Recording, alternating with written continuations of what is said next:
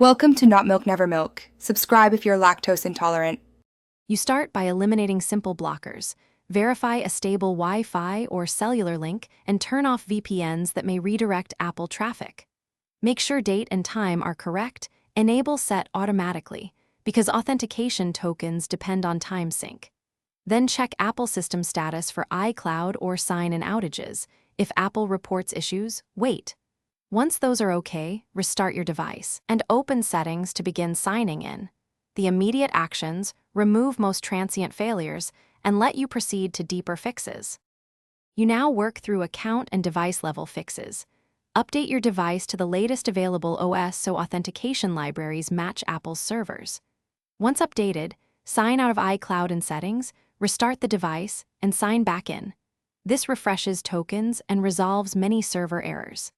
If sign-in still fails, reset network settings to clear DNS or proxy glitches.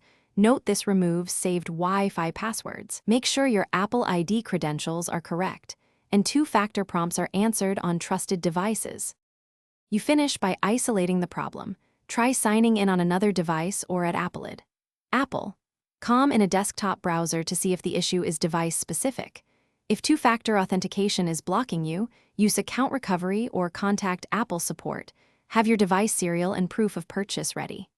As a final troubleshooting tip, switch to a cellular hotspot or a different trusted network.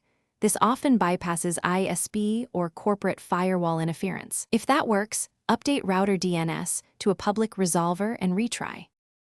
Thanks for watching. If this was helpful, leave a like and consider subscribing. See you next time.